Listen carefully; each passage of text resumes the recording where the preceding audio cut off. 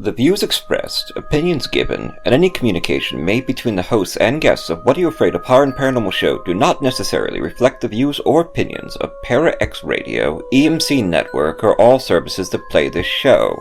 The hosts and services are not responsible for the actions of their guests, and the original rights of all intellectual property is retained by the creator, and all work is used with either permission or Creative Commons license. The show is for entertainment purposes only.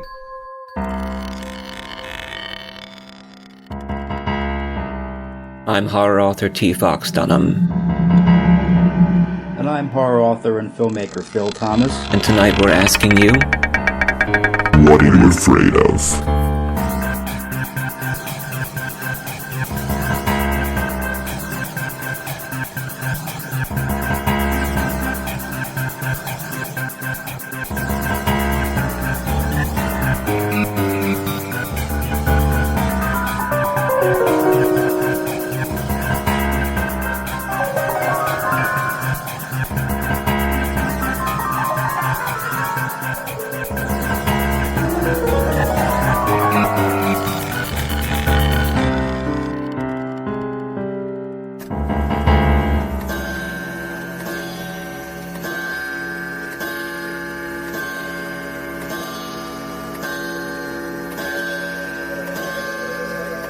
Philadelphia's horror home with hosts T. Fox Dunham and Phil Thomas.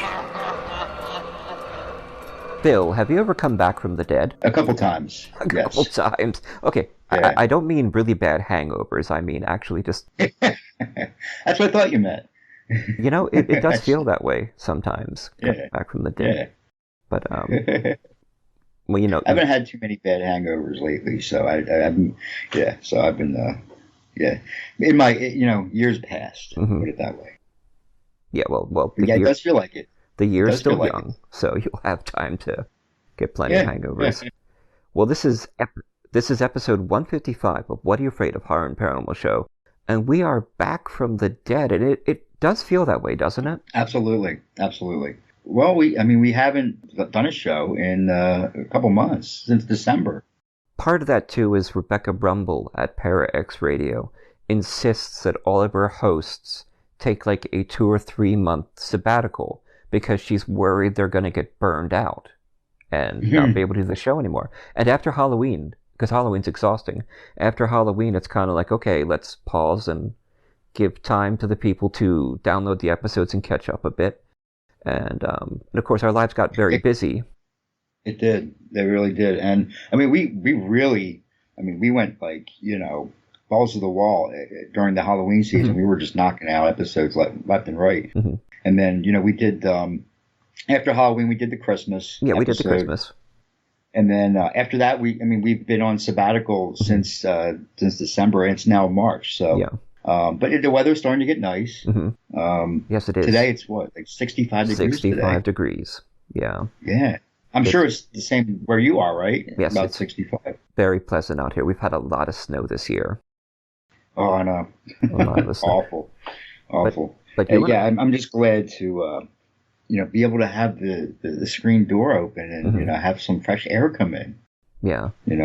Sit outside. We're looking forward to maybe some nicer times coming because we have been promised that the vaccines are coming. Yeah, well, they're here. Yeah. I always wanted to call this episode 155. I still haven't gotten my damn vaccine yet.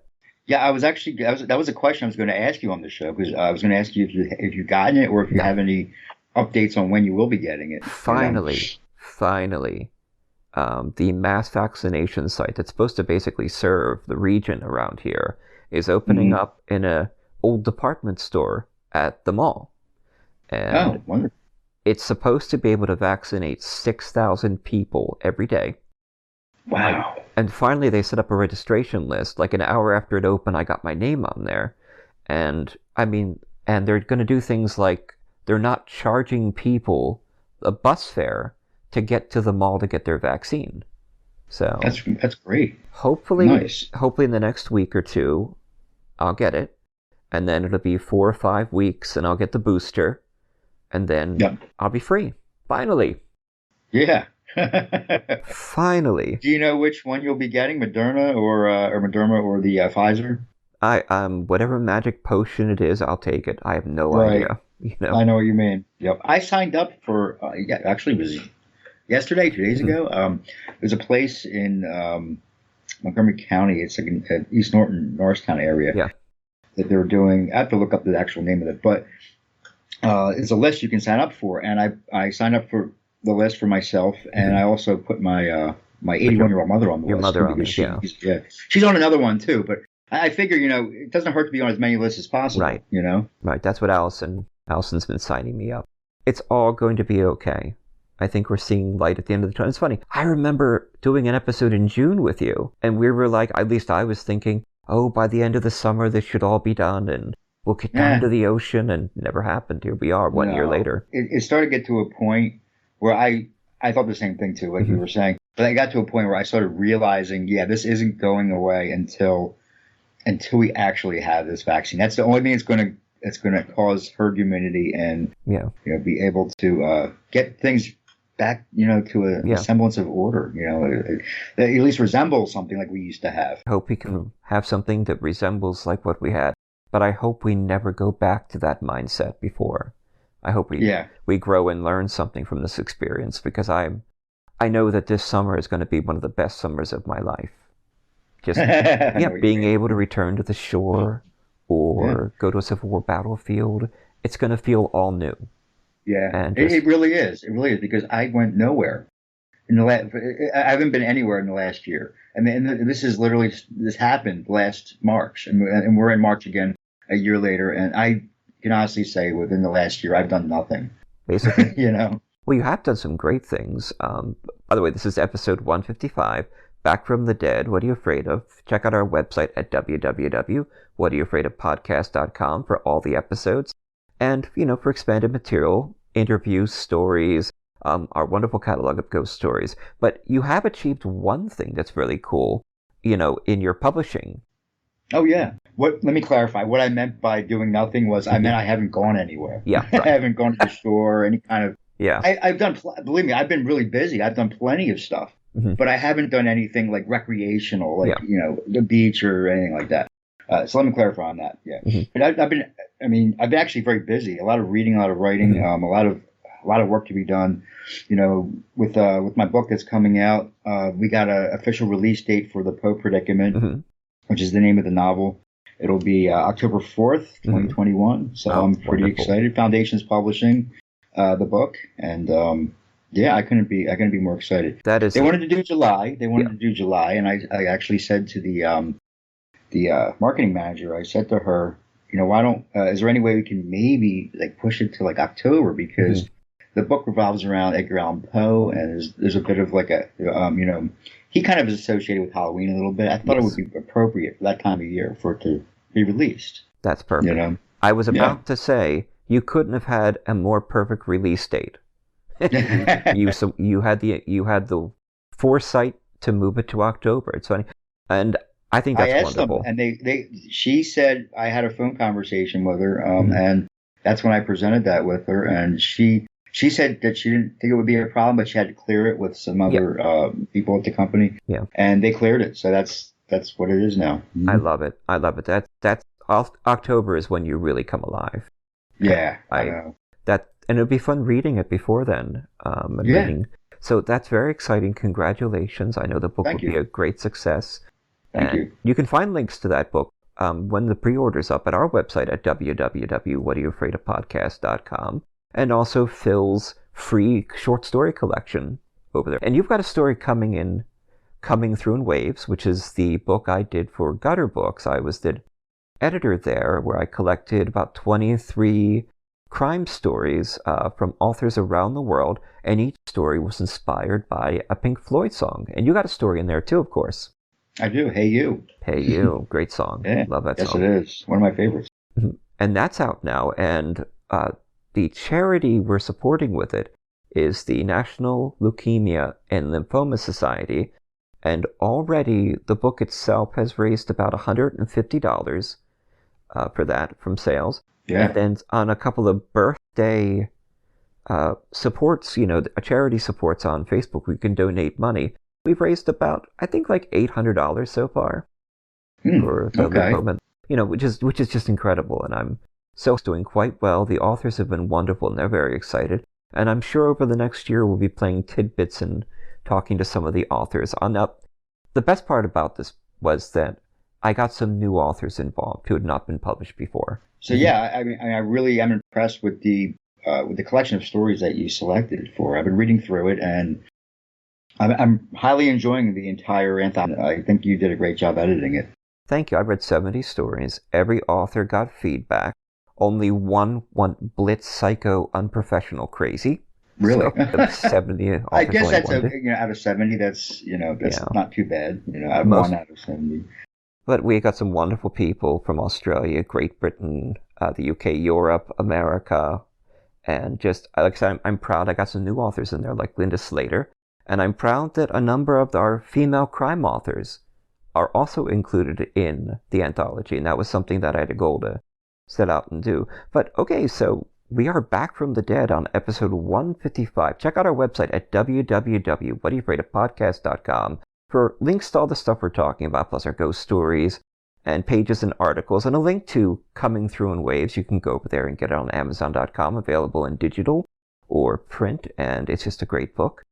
In fact, one of the authors, Frasser Massey, he lives in England. He just started writing. He's had this incredible life. He sent me a ghost story in England called The Grave of Joe the Meeks. So David Walton, our wonderful David Walton, narrates this. This is our first ghost story, back from the dead. What are you afraid of? Hi, I'm Tim Wagner, Bram Stoker award-winning author. Hashtag Grave Girls. This is Katrina Weidman of Destination America's Paranormal Lockdown. This is Jim Chambers. I'm the author of The Engines of Sacrifice. This is Jasper Barr, award-winning author of The Final Cut. And you're listening to What Are You Afraid Of? What Are You Afraid Of? To What Are You Afraid Of? What are you afraid of? Love it. Fantoxic, please. Fantoxic. Finding the Grave of Joe Meek. A true ghost story written by author Frasser Massey, United Kingdom. Read by David Walton. Seldom has any figure been as inappropriately named as maverick British record producer Joe Meek. Where he was concerned, it was a case of meek by name, prone to violent outbursts by nature. Joe was the English Phil Spector, a comparison both men were aware of, but neither liked. Meek was a pioneer of studio wizardry, who created a sound of his own, and a hitmaker who preferred to work independently rather than be governed by the petty rules and regulations of the major labels. Much like Spector, he also had a fondness for guns, and for using them, which would eventually be his downfall. His was a colourful life. Joe was gay at a time when it was still illegal in Britain, addicted to antidepressants, and convinced he could contact the dead. We'll come back to that last bit later. It is, after all, why we're here. But first, a little history. As a record producer, Joe Meek knew how to draw talent to him, if not always what to do with it. He was one of many figures in the British record industry at the time to be offered the Beatles, but he turned them down. He gave a young Rod Stewart an audition, but couldn't stand his voice, and instead recorded instrumentals using only his backing band. He at least got as far as making Tom Jones's first studio recordings, but fired off his shotgun when they didn't turn out how he wanted, and then tried to proposition a shocked Jones by fondling him between his legs. The manner of Meek's death has somewhat dwarfed his career. On February 3rd, 1967, in a dispute over the lease to his recording studios, he killed his landlady with a shot from a single-barrel shotgun, and then turned the weapon on himself. Meek's productions earned him 3 chart-topping singles in the UK. 2 of them became transatlantic hits. the atmospheric extraterrestrial instrumental Telstar by the Tornadoes in 1962, and the foot-stomping beat classic Have I the Right by the Honeycombs in 1964. More intriguing for the purposes of this story was his other British number one, the eerily spooky Johnny Remember Me, a tormented love ballad from 1961 by John Layton about a man haunted by the voice from beyond the grave of his former girlfriend. Meek's stock in his homeland has grown with time, on the back of, first, a detailed autobiography by rock journalist John Repsch. This was followed by a play in London's West End, and finally a movie directed and part written by actor Nick Moran. You'll know him, perhaps, as Scabior in the Harry Potter movies, with Con O'Neill later to become part of the multi-award-winning cast of Chernobyl, as Joe, Kevin Spacey, before his fall from grace, as Meek's business partner, Major Wilfred Banks, and the then chat show host in waiting, James Corden, as one of the Tornadoes. As fascination with Meek grew in the UK, I decided, as a newspaper showbiz reporter, to write about the phenomena. After reading up all I could and conducting a few interviews, I realised my piece needed a bit of colour. So I set off to visit Joe's birthplace, Newent, a medieval market town in an isolated part of rural England known as the Forest of Dean. After wandering about a bit to get a feel for the place, I popped into the local pub to see if they had any of Meek's old hits on the jukebox. They didn't. Then I figured what I needed for the final touch was a sight of Joe's grave. I should have known better. Newent Cemetery, like a lot of English graveyards, is huge, and not somewhere that makes it easy to locate any individual's final resting place if you don't know where to look. On this particular gloomy late afternoon in November, there was nobody around to ask. Dark clouds, threatening rain, were gathering on the horizon, and fearing I'd get drenched if I took too long with my quest, I came up with an idea. Raising my eyes to the sky, I said out loud, "Hey Joe, you believe it's possible to communicate with the dead? Show me where you're buried." And that's where his story turns a little weird. As soon as the words had left my mouth, I felt my feet moving. Allowing them to head where they wanted, I found myself making for what was pretty much the centre of the graveyard, and there I came to a stop. Whenever I've told this story, I've always felt it would be more impressive if where I'd then found myself was right in front of Joe's grave, but it isn't, because I wasn't. I was, however, by the one next to it. Joe's death, I discovered, is commemorated by what constitutes an imposing memorial in its own understated way, boasting a polished granite headstone which pays tribute to the body that lies beneath it and refers to him by his birth name of Robert George Meek.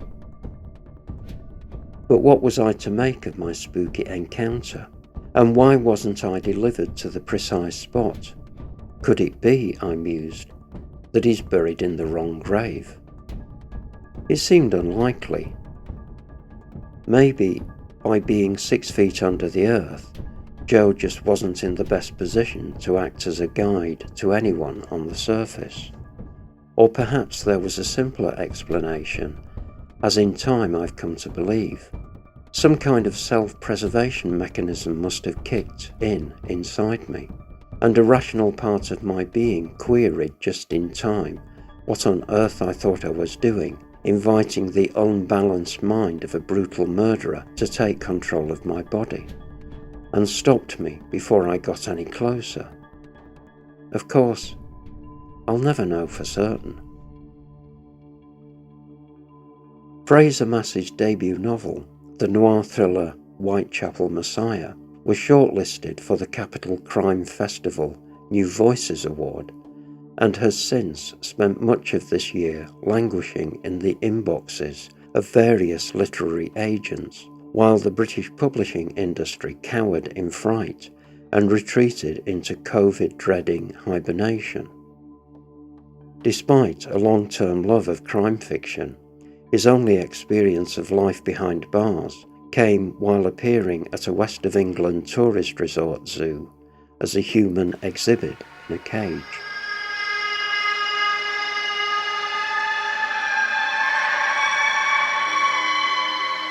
Red, where are you going? I'm going back to the paranormal view, back where I belong. Please, take me with you. No, I'm through with everything here. I want to see if there's something left in life I haven't explored. Do you know what I'm talking about? Oh, Red, don't run to them. They talk about ghosts and hauntings, UFOs, and all kind of supernatural scary stuff. You'll never understand, will you, Scarlet? No! Well, that's your misfortune. Red, if you go, where shall I go? What shall I do? Frankly, my dear... Line! You gotta be kidding. That's the Paranormal View with your host, Henry Foister, Jeffrey Gould, and Barbara Duncan. Every Saturday night at 8 p.m. Eastern, exclusively on the Para X Radio Network. Hi, I'm David Walton, and I drop whatever I'm doing to read whatever Fox and Phil demand of me.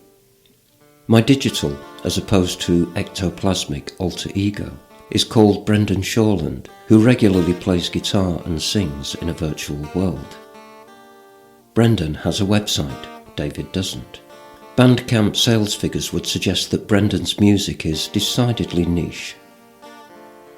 If you want to be in the vanguard of support as Brendan heads towards global domination, just put Brendan Shawland in your favourite search engine, and you'll find his website very close to the top.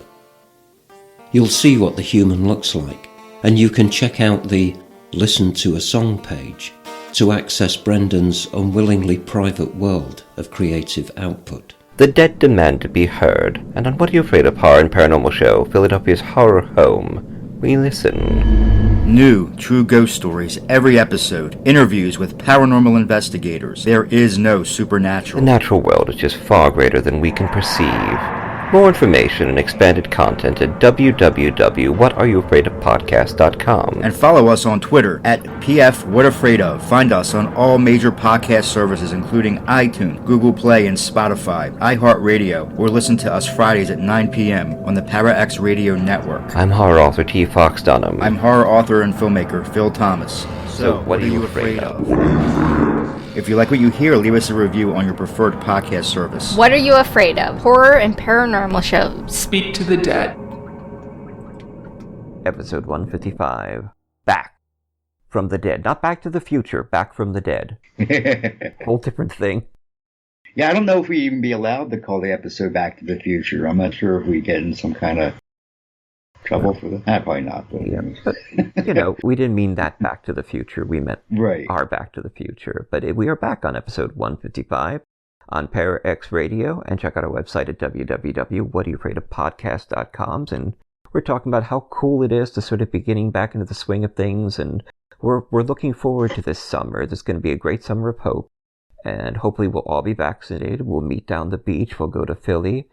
So, Phil, yes. Which president do you think has been seen the most since their death haunting the White House? Let me guess. I'm going to say Abraham Lincoln. And you would be right. You would be right. As Truman said, this White House is sure haunted, sure as shootin'. Now, George Washington selected the site in 1791. It was designed by Irish architect James Hovan. And after 8 years of construction, Washington didn't actually live in the White House. John Adams and Abigail Adams moved in when Washington was a mud hole, and of course the White House was not yet finished. But now there have been ghost stories circulating about the White House, especially since it was partially burned down during the War of 1812 by British soldiers. But yeah, you're right. Lincoln has been the most seen ghost there. In fact, there's a legend that says he appears when his country needs him most. Though, if that were true, I imagine he'd be taking up an office right now. Right. Just coming back. I wonder though why Lincoln would be the most spotted, because he wasn't assassinated in the White House. And that kind of goes back to the idea of our ghosts tied to locations. But his young son Willie died of typhus in 1862 at the age of 11 in the White House, and Mary Todd Lincoln locked herself in her bedroom for weeks, where she claims she communicated with the spirit of young Willie. She even held seances in the White House to bring about their dead son. They never got over it. It was a very tragic tale, and they had to go on and fight a war. Yeah, and then the Civil War came, and that's a distraction if I've ever seen one. Yeah, but of course, child's death were not that uncommon at the time, but yeah, Lincoln has been seen in the White House many times. I think my favorite story is from Winston Churchill, who was over visiting FDR to work out plans for North Africa. And Churchill was quite the character. He ate several meals. He opened up every breakfast with a bottle of champagne. He nursed a constant buzz. He would do a bottle of whiskey a day, and this is the guy who was fighting World War II. A bottle of whiskey a day? A bottle of whiskey a day. And he had to take a bath every day at the same time. Now, he tells a story that he was in the bath, and he heard a noise, and he looked up, and Abraham Lincoln was standing over him. Churchill gets out of the bath. He's a rather corpulent fellow, and he says, "Good morning, Mr. President. You seem to have me at a disadvantage." And the ghost vanished. Wow. Yeah. That's pretty, that's cool though. Yeah. That's very cool. He wasn't, frightened by this apparition? No, he says he wasn't. He just addressed it as I guess he figures, what's the ghost of Abraham Lincoln going to do, Except for complain about his nudity. Pretty much. He also did that with FDR. FDR was sitting outside the bathroom while Churchill was in the bath, and Churchill got up out of the bath, and he forgot FDR was standing there, and then he said, "As you can see, Mr. President, I have nothing to conceal from the country of America." Fun little stories there. Nice. But yeah, Lincoln was seen many times. He was seen in office windows. He was seen putting his boots on. Queen Wilhelmina of the Netherlands, she was sleeping in the Lincoln bedroom in 1942, and she heard a knocking at the door. She opened it, and Lincoln was standing there watching her, and then he vanished. Oh my God. She was scared. First Lady Grace Coolidge saw Lincoln standing in his office looking out a window. It scared the hell out of her, as you can imagine. I can imagine that. And just a lot of people stayed at the White House have claimed to see the ghost of Lincoln. Now, here's another fun little tale for you and our listeners at What Are You Afraid Of? Jenna Bush, the daughter of George W. Bush, was living with her sister in the White House when he was the president. And she was sleeping, and music woke her up, and she couldn't figure out where the music was coming from. And then she looked at the fireplace, and she could actually feel the music vibrations moving through her, and she saw a ghost. She runs out of her bedroom, and the next day her sister didn't believe her. So she said, "Okay, sleep in the bedroom with me that night." And her sister did. And they both woke up to the sound of high opera singing out of the fireplace, and they both ran out of the room. Yeah. That's pretty cool. Yeah. I mean, I don't know what I would do if I heard that coming out of the fireplace. Well, it depends what opera it was. Yeah. If it was like Mozart or Puccini, I'd probably hang out and listen. Oh, yeah, me too. Well, I have to wonder if that wasn't the ghost. Actually, she's not dead yet, is she? I was going to say Margaret Truman, Harry Truman's daughter, is a fantastic mystery writer. But at the time, she was trying to create a career in music and singing. So maybe but she's not dead. So I guess kind of puts a hinder on that one. Right. They claimed that Reagan's dog would not go into the Lincoln bedroom. It would just stand outside the door and bark at something in the room. Really? Yeah. That reminds me of a scene from, I don't remember, Poltergeist, where their dog just kind of stands there, like, and it's looking at the part of the wall, and it's just kind of fixated on it. Do you remember that part? I do. That scene? Right. Yeah. Because dogs, it seems like dogs and cats are very, sensitive to that kind of thing. And they use them a lot in horror movies to build up suspense for what is coming. They did that in the Amityville Horror, too. It was really quite cool. You mentioned Amityville Horror. Have you seen The Conjuring, right? Yes, of course. If you had to pick, which one do you think is the better film? The Amityville Horror, The Conjuring? Amityville Horror. Okay. The original. Not the original Amityville Horror. Not the 2005 piece of crap. No, not that. That's right, not that. Yeah, I really, I own both of them, but I actually have to give it to The Conjuring. I watched them one time about a year or so ago, back to back, and I have to give it to The Conjuring. That's just my opinion, though. Yeah, well, that's, you like that. Well, of course, I read the Amityville Horror when I was a kid, which is what sort of got me started on horror. So. Yeah. But excellent. Halloween got me started on horror, the movie. I think the scariest ghost story out of the White House, there's two of them. One was about Annie Surratt. Annie Surratt was the mother of Mary Surratt, who was charged as one of the traitors who helped plan, or at least involved, in the Lincoln assassination. Her ghost, Annie Surratt's ghost, has been seen going through the White House, knocking on doors, and they can hear her pleading for the life of her daughter. Of course, she was hung at Fort McNair in July 7th, 1865, for being part of the plot to assassinate Lincoln. Yes. So that's kind of creepy. That's pretty creepy, yeah. Okay, well, this has been fun. I'm so glad we could get back and kind of get the show moving again. We always have a little lighter schedule in the spring, but we've got some wonderful guests planned and some wonderful stories coming, and we'll be meeting the authors of Coming Through in Waves over the next year. Plus, we'll have some wonderful surprises for our listeners. Stay tuned, stay with us. Yeah, we should actually have some of those authors on here. Yeah, that's the plan. I'm thinking over the next year. Yeah, and we have them on as many as we can get. That would be great, just to promote the book. It's a really, like I said, I've been reading it. It's a really, really good book. And I also wanted to mention, I didn't mention it before. When we talked about the Poe Predicament, my upcoming novel. Yes, it's for as far as pre-order goes.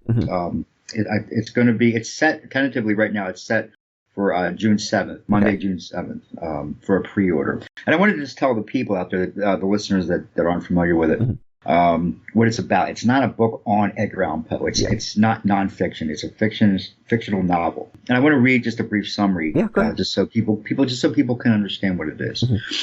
So Richard Langley, an avid collector of literature, stumbles upon the find of a lifetime in a local neighborhood bookstore. A signed copy of Tamerlane and other poems.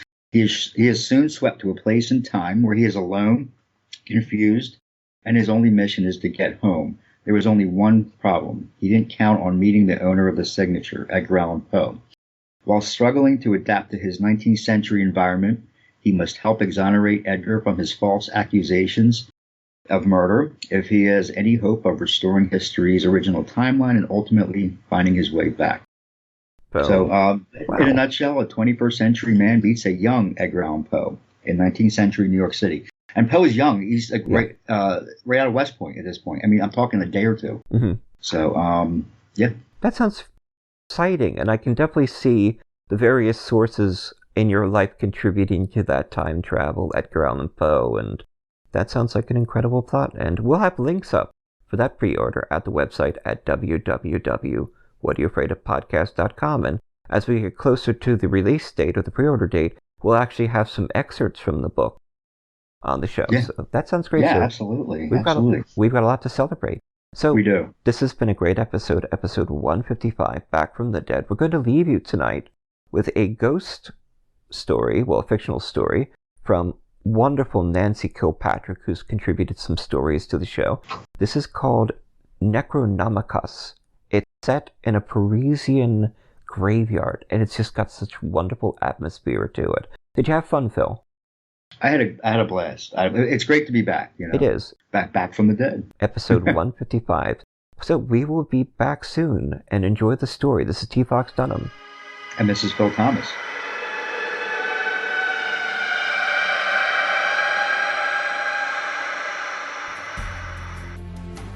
Do you know where the world's most secret bases are located? Do you know what spooky action at a distance means? Is there a conspiracy by aliens to prevent us from conquering space? And where is the best place in the United States to see a real UFO?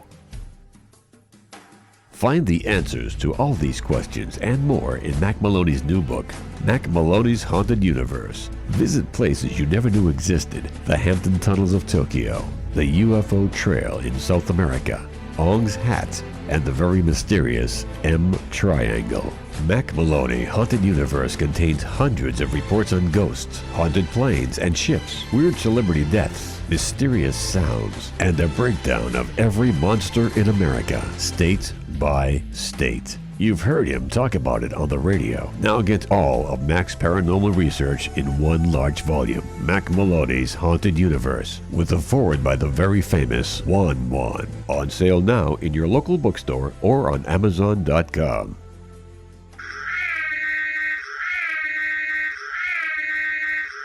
Are you haunted by shadow people in the middle of the night? Do you secretly love all things creepy and spooky, enjoying ghost stories and horror fiction from the best storytellers? Do you have a true ghost experience you want to share, but no one will believe you? If yes, listen to the professionals on What Are You Afraid Of? Horror Paranormal Show Friday nights at 9 p.m. on Para X Radio and at www.whatayouafraidofpodcast.com. What are you afraid of on Para X? Our creepy and demented hosts are on call to provide you with all your spooky needs with true ghost stories, interviews, indie music, and new horror fiction. We are ready to scare you. Para X. Necromimicos, a short fiction by Nancy Kilpatrick, read by David Walton. The dead bring her life. Since the moment of consciousness of their presence, Amulet, rather than dismiss them, begged the dead to remain. Amulet's mother, father, grand-mère, the lucky one for whom she is named, 2 sisters and baby brother, none understand her need for those who have passed. No one understands, really, only Etienne. As she matured, her thinking on cemeteries altered. From vast and lovely gardens, they became her personal shopping mall. Wrought iron gates, stone benches, candles encased in etched glass and brass holders, marble angels and cherubs, filigreed metallic crosses, memento mori, the accoutrements of death scanned by the eye of a selective consumer, furnishings for the world between worlds where Amulet resides, the only place where she can exist. As the sun fades, Amulet leaves the city din behind. Stores dedicated to the here and now, or cheap imitations of the past, inexhaustible vehicles, food, entertainment, pursuits she cannot comprehend, people dressed of a piece.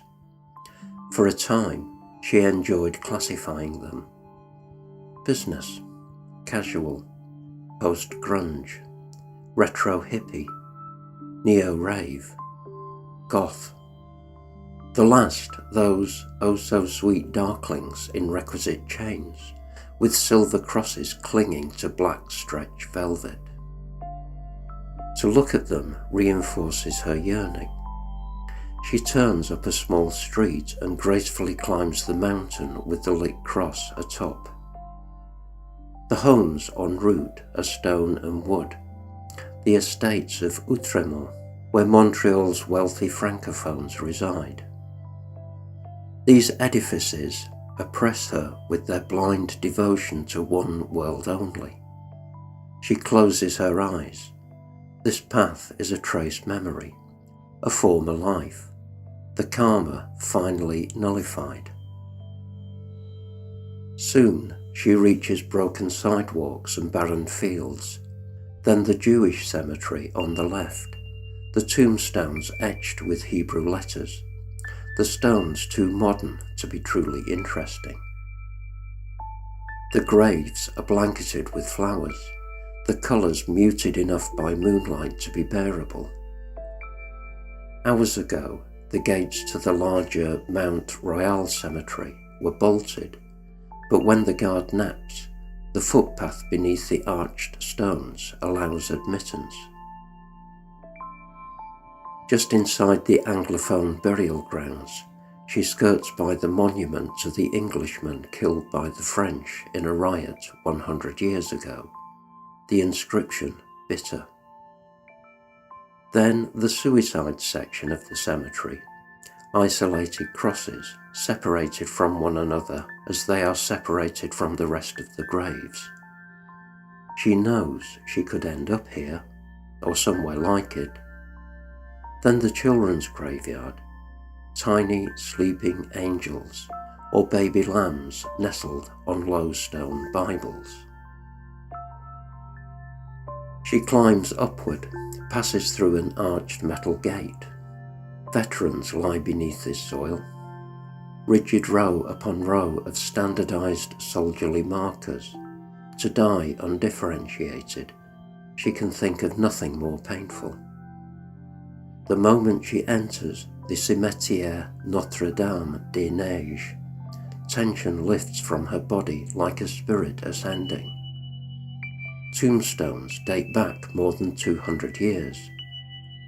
White, grey, patinated with age. Celtic crosses, crucifixes, enormous angels languid in mourning.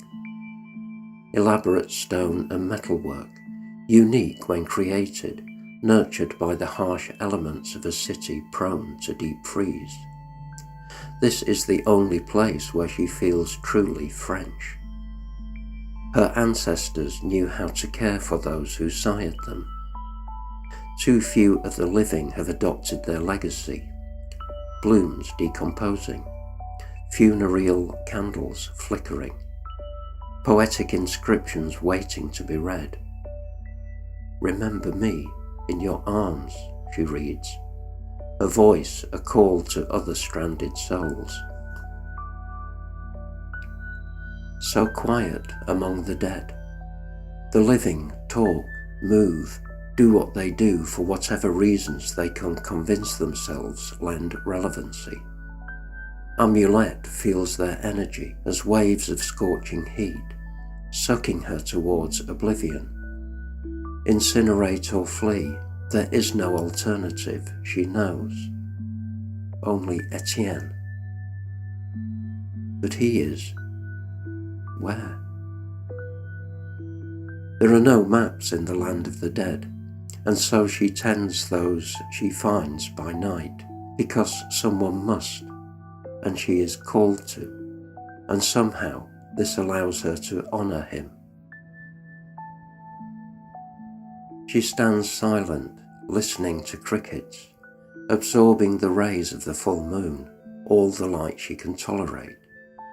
Here, on Montreal's mountain, close to 1 million dead exist in 3 adjoining cemeteries, creating a necropolis. Boxes of bones piled on newer boxes of bones, 3 and 4 layers deep, until the boxes burst open and the hungry earth swallows all that the worms refuse. During daylight, caretakers perpetually dig new graves.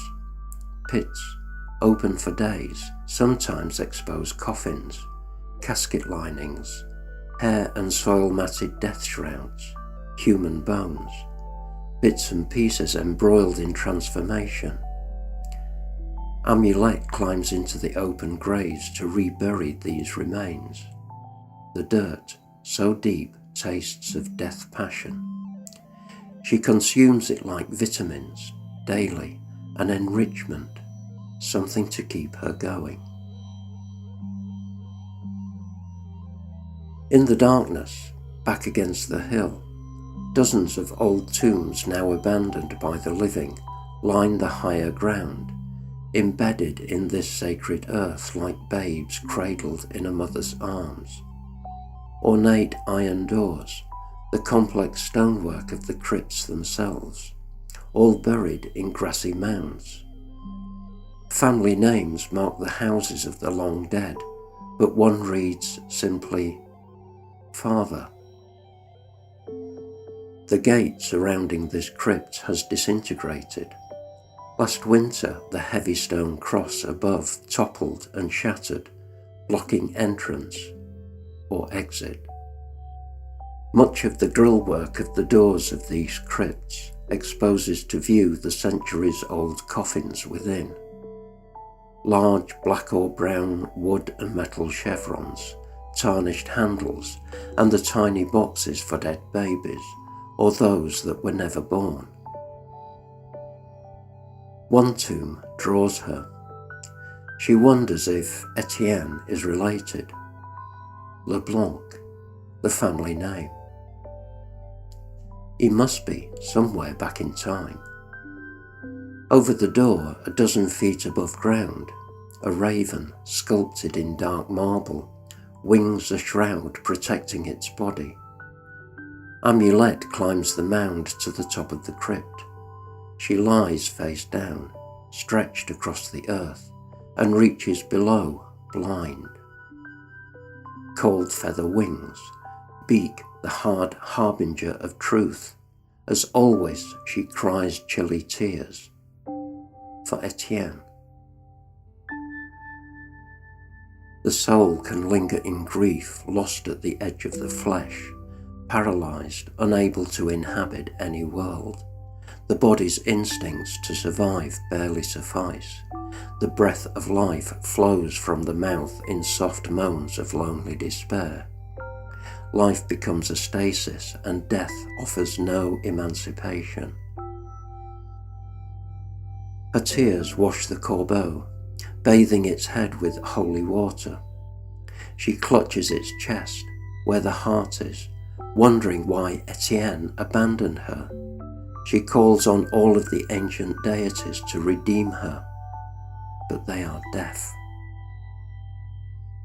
The dead around her stir. Through the strength of immobility, they perceive her anguish in a way the living should, but refuse to. Her soul is forlorn, fragmented, the cohesive element lost. But unlike the bones she protects and reburies, no elemental will offer her succor. She has ceased trying to understand and has given up imagining. There are no more gods to petition. The heart of the bird begins to beat. Amulet feels its pulse through her being. Not hope, but lack of hopelessness.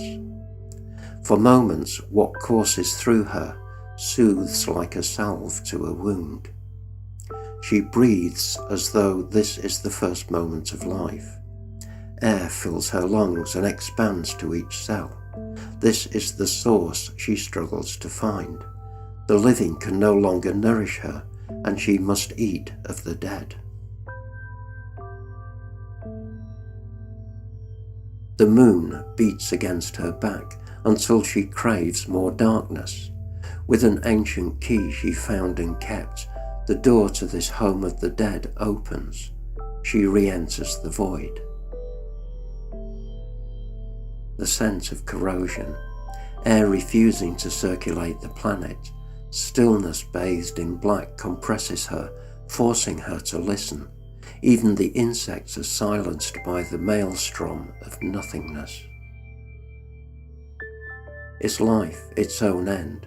Why must a heart be deflated to receive? One casket lies apart from the others, black, simple. Silver etchings in the ebony, scrollwork she created. The hinged lid lifts easily. She is blind here and wants it that way, but her flesh possesses eyes that let her remember. His hair, his face, lips as incapable of a smile as of a frown.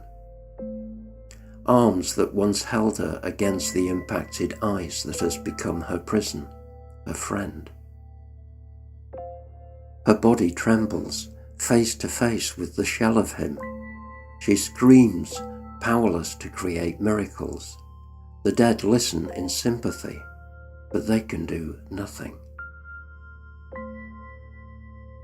She lies on top of him, what he hated, and adeptly turns them both so he is on top. The weight is not what it was, and this evokes in her grief. "Hold me," she pleads, but the arms do not move. A cry of despair rips from her chest. He is nowhere. She cannot locate him, cannot join him, and she cannot exist without him. But she does exist, caught in a web of anguish. If only the angel of death would kiss her. She longs for an embrace that will extinguish. But that is not her fate. Then, inexplicably, from this barren womb, an emergence, beyond the senses, yet incorporating them, like a winged spirit soaring. Her heart races, her limbs quiver. She recognizes the essence. Quickly, it overwhelms her, entering her, forcing her to gasp, red oil sliding through her veins, saturating, soothing. Her chest expands, staked to the moment.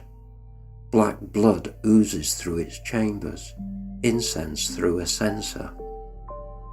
She hears herself moan in disbelief, feels her lungs pant. She tastes his lips on hers, feels his body pressing, heavier and heavier, until his cells pierce hers. They merge. Her soul, raw, opens. What returns to her soothes her. Her tears blaze hot until finally she is warm. Sometimes the dead must be invited back. The darkness must be incorporated or life cannot continue. Sometimes the gods are merciful. Occasionally they hear us. Nancy Kilpatrick is an award-winning writer and editor. She has published 22 novels, 1 non-fiction book, over 220 short stories, and 6 collections of her short fiction, comic books, a graphic novel, and she has edited 15 anthologies. Her work has been translated into 8 languages. Nancy has been a 4-time Bram Stoker Award finalist, a 7-time Aurora Award finalist, a 2-time Paris Book Festival winner. She lives with her calico cat, FedEx, in lovely Montreal. When not writing, she travels planet Earth, the Great Curio Cabinet, in search of cemeteries, ossuaries, catacombs, mummies, and Dawn's macabre artwork. Find out more about Nancy at her website, https://nancykilpatrick.com.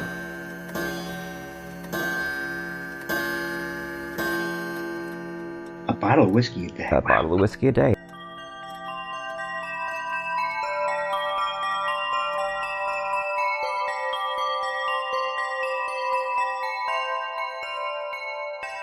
Phil Thomas is an author and screenwriter from the suburbs of Philadelphia. His screenplays have been produced into 2 feature films, False Face and Always from Darkness, and are available in major retailers such as Best Buy and Target, as well as availability on Netflix and Amazon Prime on demand. His screenplay, 3 Tunnels, was a semi-finalist at the LA Screenplay Competition. He is a member of the International Association of Professional Writers and Editors, and he currently writes for Cultured Vultures, Game Skinny, and BloodyDisgusting.com. He formerly held the position of Senior Marketing Manager at Eternal Press, and was a journalist for Patch, where he wrote a daily tech column covering the latest electronics and gadgets. He lives in the suburbs of Philadelphia, and is currently working on his 2nd novel, Worst Afterlife Ever. T. Fox Dunham lives in Philadelphia with his wife Allison. He's a lymphoma survivor, cancer patient, modern bard and historian. His first book, The Street Martyr, was published by Gutter Books. A television series based on the book is being produced by Throughline Films. Destroying the Tangible Illusion of Reality or Searching for Andy Kaufman, a book about what it's like to be dying of cancer, was released from Perpetual Motion Machine Publishing, and Fox has a story in the Stargate anthology Points of Origin from MGM and Fandemonium Books. Fox is an active member of the Horror Writers Association, and he's had published hundreds of short stories and articles. His motto is Wrecking Civilization, one story at a time. Find out more information at www.tfoxdunham.com.